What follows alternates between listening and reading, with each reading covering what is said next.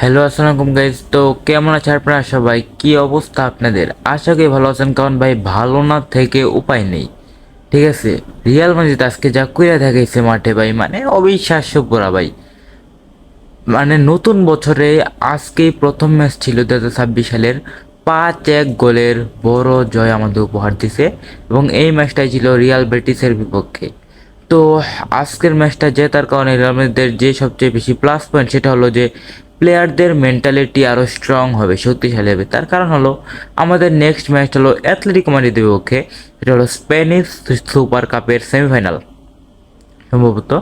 তো সেইখানে আমাদের প্লেয়াররা ভালো কিছু করতে পারবে, যে না অ্যাথলেটিকো মাদ্রিদ কিছুই না, কারণ এই যে বড় জয়টা পাইলো, মানে এটা পেয়ে তো ভাই প্লেয়ারদের মেন্টালিটি পুরো চেঞ্জ হয়ে গেছে। ঠিক আছে, আর আমি বলছিলাম যে এমবাপ্পে হয়তো বা অ্যাভেলেবেল থাকবে না, কারণ সে ইনজুরি, বাট সে তাড়াতাড়ি সেরে ওঠায় তাকে অ্যাথলেটিকো মাদ্রিদের বিপক্ষে পাওয়া যাবে।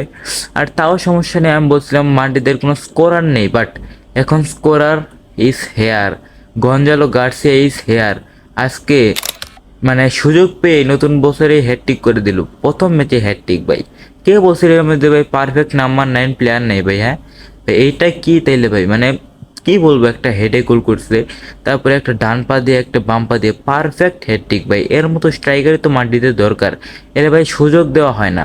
তারপরে রদ্রিগো দুইটা অ্যাসিস্ট করছে, একটা কর্নারে আর একটা ফ্রি কিকে। ভালভার্দে দুইটা অ্যাসিস্ট করছে, আর একটা রাউল এসেন্সিও কর্নার থেকে গোল করছে। আবার আপনার এই ফ্রান গার্সিয়া একটা গোল করছে লাস্টের দিকে। অসাধারণ মাদ্রিদ, এরকম মাদ্রিদকে আমরা সারা বছর চাই, যাতে এরকম হয়। সবাই মোটামুটি দুর্দান্ত খেলছে আজকে। মাদ্রিদের পারফরমেন্স দেখলে আপনারা বুঝতে পারবেন কি খেলছে প্রত্যেকটা প্লেয়ার। তো আগামীকালকে আরেকটা ভিডিও আসবে, সেটা হলো যে ব্রাজিলিয়ানদের পারফরমেন্স, আজকে রাতে যে ব্রাজিলিয়ানদের পারফরমেন্স করলো সেইটা নিয়ে একটা ভিডিও আসবে। তো সেটার অপেক্ষা করেন। সে পর্যন্ত ভালো থাকবেন, সুস্থ থাকবেন। আল্লাহ হাফেজ।